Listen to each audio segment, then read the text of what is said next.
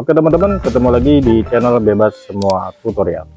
Di depan saya ada bodi halus dari motor Beat FI tahun 2014. Ini motor starter kasar ya. Jadi ini untuk bodi originalnya warna putih lembayung violet. Kemudian ini bodi yang sebelumnya ya, yaitu warna biru satin. Jadi ini saya mau ganti warna lagi teman-teman, jadi mau repaint lagi. Nah, untuk barang-barang ataupun produk-produk di sini yang saya gunakan itu adalah pilok dari Sapporo ya. Jadi ada 4 kaleng ataupun 4 jenis.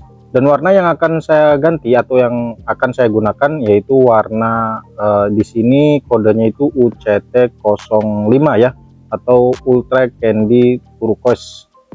Nah, kemudian untuk clearnya sendiri di sini saya menggunakan clear satin ya, K82 1K satin clear. Jadi kalau sebelumnya itu warnanya biru satin, dimana kode piloknya itu UCT04, kalau sekarang nyoba dengan UCT05 ya. Jadi warnanya hampir sama dengan UCT04. Untuk media ataupun bodi halus, yang dimana ini sudah di epoksi ya, mohon maaf tidak direkord. Nah, untuk bodinya sendiri sudah di epoksi menggunakan 1K Super Primer ini. Kemudian dijemur selama 1 kali 24 jam, setelah itu diamplas. Untuk amplasnya saya menggunakan amplas ukuran 1000 serta dengan air sabun ya. Alasan saya memilih epoksi ini karena untuk K22 1K Super Primer itu dia cepat kering serta kuat ya. Itu sesuai dari pengalaman saya pribadi teman-teman. Jadi beberapa kali saya melakukan repaint saya menggunakan epoksi ini terus teman-teman. Nah, setelah kita menggunakan epoksi 1K Super Primer ini ataupun K22, kita bisa naik ke warna dasar terlebih dahulu yaitu M81 Special Silver ataupun warna silver. Karena untuk warna Candy Tone itu wajib menggunakan warna dasar yaitu silver teman-teman. Dan ini untuk warna intinya yaitu CT05. Jadi pertama kita menggunakan K22, kemudian M81, kemudian UCT. Nah, setelah itu clearnya yaitu K821K satin clear teman-teman. Oke, buat kalian yang penasaran dengan hasilnya, simak videonya sampai habis. Oke, kita masuk ke tahap yang warna dasar yaitu M81 Special Silver ya. Jadi kita semprot aja secara tipis-tipis, tidak usah langsung tebal. Saya selalu ingatkan setiap penyemprotan itu tipis-tipis saja supaya hasilnya itu maksimal dan warnanya tidak beda ataupun tidak berubah ya teman-teman.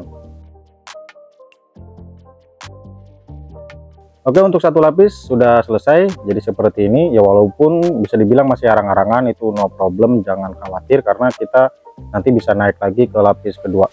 Untuk jedanya ini bisa tunggu 15 menitan. Oke, setelah penyemprotan Special Silver sudah berhasil, ini kurang lebihnya 2-3 lapisan. Ini juga sudah kering. Selanjutnya di sini kita masuk ke warna inti yaitu UCT05 atau Ultra Candy Turquoise dari Sapporo Ultimate teman-teman.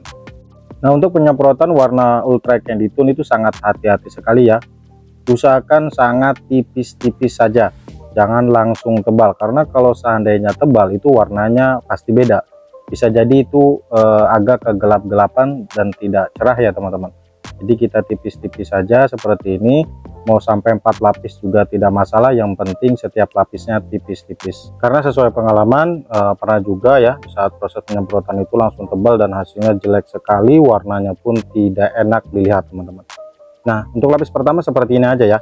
Ini masih arang-arang seperti ini, tidak masalah. Jadi kalau ini kameranya gelap, mohon maaf karena memang dari pantulan warna silvernya ya teman-teman. Seperti biasa jeda 15-20 menit, kemudian naik lapis 1 dan seterusnya teman-teman.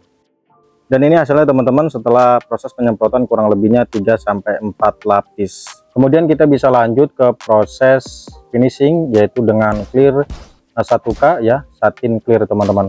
Tapi sebelum lanjut, bodinya ini saya jemur terlebih dahulu ya, 1 kali 24 jam. Jadi besok sore baru kita lanjut lagi proses clear, tujuannya biar biru satinnya benar-benar kering maksimal. Oke teman-teman, setelah dijemur 1 kali 24 jam, ini ke sore hariannya kita lanjut ke proses terakhir yaitu proses finishing menggunakan 1K satin clear atau kodenya bentar saya fokuskan, K82 1K satin clear. K82 ini hasilnya ngedop, cuman dia ada efek satin chrome-nya, akan tetapi ada tekniknya teman-teman.